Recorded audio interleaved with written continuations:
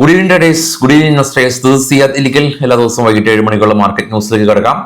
മാർക്കറ്റിനെ ഷോർട്ട് ചെയ്ത ആളുകൾക്ക് കനത്ത ഒരു നഷ്ടം രേഖപ്പെടുത്തി നിക്ഷേപകരെ വളരെ വലിയ തോതിൽ ആഹ്ലാദഭരിതരാക്കി. ഇന്ന് മാർക്കറ്റ് 24,900 മുകളിൽ ഇന്ന് സസ്റ്റെയിൻ ചെയ്തു, ക്ലോസ് ചെയ്തു.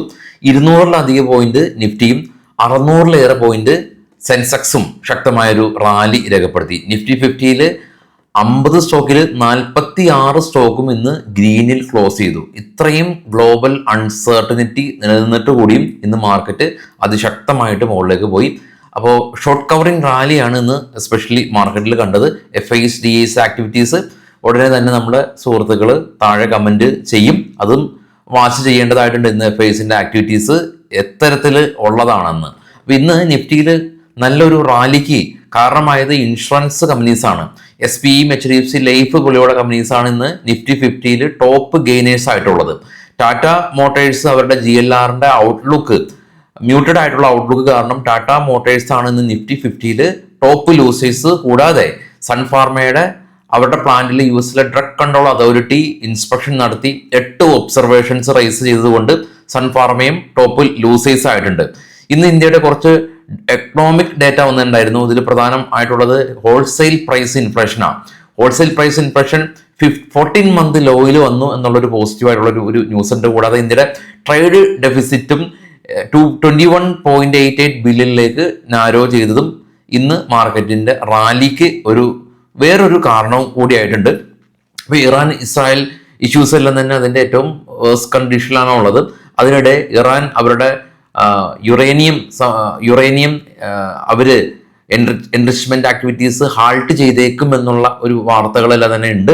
അതിന്റെ ഭാഗമെന്നോണാണ് ഇന്ന് US ഫ്യൂച്ചർ പ്ലസ് ആയത്. പ്രീ മാർക്കറ്റിൽ നമ്മൾ കണ്ടിരുന്നു US ഫ്യൂച്ചർ പ്ലസ് ആയിരുന്നു, കോസ്പി പ്ലസ് ആയിരുന്നു അല്ലേ. നമ്മൾ രാവിലെ നമ്മൾ കണ്ടതാണ് രാവിലെ US ഫ്യൂച്ചർ പ്ലസ് ആയിട്ടുള്ളത്. ഇനി ഗ്ലോബൽ മാർക്കറ്റ് ഒന്ന് കണ്ടുവരാം. ഗ്ലോബൽ മാർക്കറ്റിൽ ഏറ്റവും താഴെ ഡോ ഫ്യൂച്ചർ ഇപ്പൊ പ്ലസ് ആണ്. ഗ്ലോബൽ മാർക്കറ്റിൽ ഏറ്റവും താഴെ ഇപ്പോൾ ട്രേഡ് ചെയ്യുന്ന 3 യൂറോപ്യൻ മാർക്കറ്റാണ്. FTSE, CAC 40, DAX 3 പ്ലസ് ആണ്. ഇന്ത്യ വിക്സ് ഇന്ന് 1.4% ക്രാഷ് ചെയ്തു. ഡോ ഫ്യൂച്ചർ കാണാം 175 പോയിന്റ് പ്ലസ്. ജപ്പാൻ മാർക്കറ്റ് 489 പോയിന്റിന്റെ rally, Korea 52 point rally, China 11 point, Australia flat ആയിരുന്നു. ഗോൾഡ് ഒന്ന് ഇടിഞ്ഞു $10 പെർ ഔൺസ്, എങ്കിലും $3,422. Brent oil $73 per barrel. Bitcoin ഒന്ന് കയറി $1,600 കയറി. ഇതാണ് ഗ്ലോബൽ കാര്യങ്ങൾ. നിഫ്റ്റി നോക്കുകയാണെങ്കിൽ സ്ട്രൈറ്റ് അവേ ആദ്യത്തെ ക്യാൻഡിൽ ഒരു ഫോൾ ഉണ്ടായിരുന്നു. പിന്നീട് സ്ട്രൈറ്റ് അവേ നിഫ്റ്റി മുകളിലേക്ക് പോയി 24,940 വരെ മുന്നും പിന്നും നോക്കാതെ നിഫ്റ്റി മുകളിലേക്ക് ശക്തമായ രീതിയിൽ റാലി രേഖപ്പെടുത്തിയ ഒരു അവസ്ഥയിലാണ് നമ്മളിന്ന് കണ്ടത്. അപ്പോൾ അതാണ് മാർക്കറ്റ് ഇപ്പോഴത്തെ മാർക്കറ്റിംഗ് ഈ ഒരു രീതിയിലാണ്. നമുക്ക് പ്രഡിക്റ്റ് ചെയ്യുക എന്ന് പറയുന്നത് വളരെയധികം ബുദ്ധിമുട്ടാണ് ഗ്ലോബലി. പക്ഷെ നമുക്കൊരു സൈനൊക്കെ തന്നെ മാർക്കറ്റ് തരും. അതായത് കഴിഞ്ഞ മാർക്കറ്റ് യുദ്ധത്തിന്റെ ഗ്യാപ് ഡൗൺ വരുന്നതിന് മുമ്പ് നമ്മുടെ PCR 0.6 ആയിരുന്നു, അൾട്രാ ബിയറിഷ്. ഇനിയിപ്പോൾ ഇന്ന് നോക്കുകയാണെങ്കിൽ US ഫ്യൂച്ചറും ഏഷ്യൻ മാർക്കറ്റും പ്ലസ് ആയിരുന്നു. കൂടാതെ ഇന്ത്യയിലെ wholesale price inflation data 14-month ലോയിൽ വന്നത് ഒരു പോസിറ്റീവായുള്ള ഘടകമാണ്. അപ്പോൾ ഗ്ലോബലി ഉള്ള വാർത്തകൾ മാർക്കറ്റിൽ റിഫ്ലക്ട് ചെയ്യുന്നുണ്ട്. ഇതെല്ലാം തന്നെ അവഗണിച്ചല്ല മാർക്കറ്റ് പോകുന്നത്. എല്ലാം തന്നെ മാർക്കറ്റ് അത് റെസ്പെക്ട് ചെയ്യുന്നുണ്ട്. ടെക്നിക്കലി ആയിട്ടുള്ള കാര്യങ്ങൾ റെസ്പെക്ട് ചെയ്തു. PCR-ന്റെ ഡേറ്റ നമ്മൾ കണ്ടു. ഇനി ഗ്ലോബലി ഉള്ള മാർക്കറ്റിൽ ഉണ്ടാവുന്ന സെന്റിമെന്റ്സ് ചേഞ്ച്. ഇന്നത്തെ മാർക്കറ്റിനെ നമുക്ക് സെന്റിമെന്റ്സ് ചേഞ്ച് എന്ന് പറയാം. കാരണം ഏഷ്യൻ മാർക്കറ്റിൽ സെന്റിമെന്റ്സ് ചേഞ്ച് ഉണ്ടായിരുന്നു. യൂറോപ്യൻ US ഫ്യൂച്ചറിൽ സെന്റിമെന്റ്സ് ചേഞ്ച് ഉണ്ടായിരുന്നു. കൂടാതെ ഹോൾസെയിൽ പ്രൈസ് ഇൻഫ്ലേഷൻ പ്ലസ് ആയിരുന്നു.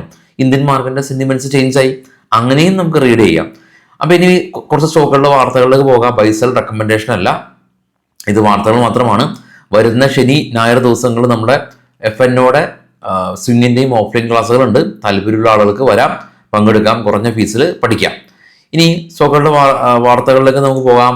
ആദ്യം സ്റ്റെർലൈറ്റ് ടെക് കമ്പനിയാണ്. ഇന്ന് ശക്തമായ റാലി രേഖപ്പെടുത്തി കമ്പനി. ഇവരുടെ data centre, AI data centre enhance ചെയ്യുന്നു എന്നുള്ള ന്യൂസാണ് കമ്പനി റാലി രേഖപ്പെടുത്താൻ കാരണമായത്. PE industries company, Morgan Stanley PE industries കമ്പനീനെ അപ്ഗ്രേഡ് ചെയ്തു. HDFC AMC HDFC stock Morgan Stanley downgrade ചെയ്തു.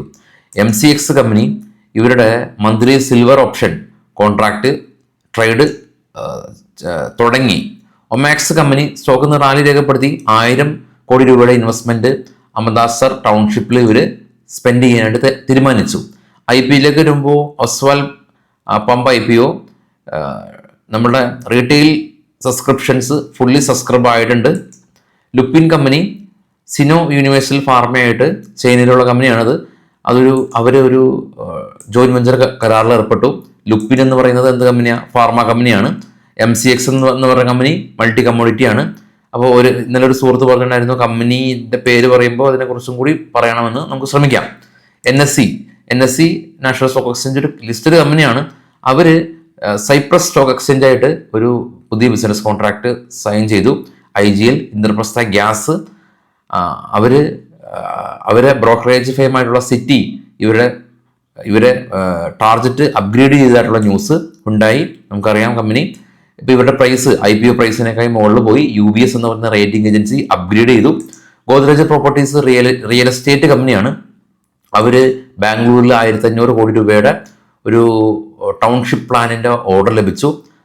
മസ്റ്റക് കമ്പനി NSH ഇംഗ്ലണ്ടിൽ നിന്ന് പുതിയൊരു ഓർഡർ കിട്ടി. HCL ടെക് IT കമ്പനിയാണ്. ഇയോണം കമ്പനിയായിട്ട് ജോയിന്റ് വെഞ്ചർ കരാറിൽ ഏർപ്പെട്ടു. ബിഗ് ബ്ലോക്ക് കമ്പനി കൺസ്ട്രക്ഷൻ കമ്പനിയാണ്. ഇവരുടെ സബ്സിഡിയറി കമ്പനി ഉണ്ട്. ഇവർക്ക് ഒരു ബിൽഡിംഗ് മെറ്റീരിയൽ കമ്പനി. അപ്പോൾ അവരുടെ IPO പ്രപ്പോസലിന് അംഗീകാരം കിട്ടി. അതുകൊണ്ട് തന്നെ ബിഗ് ബ്ലോക്ക് കമ്പനി റാലി രേഖപ്പെടുത്തി.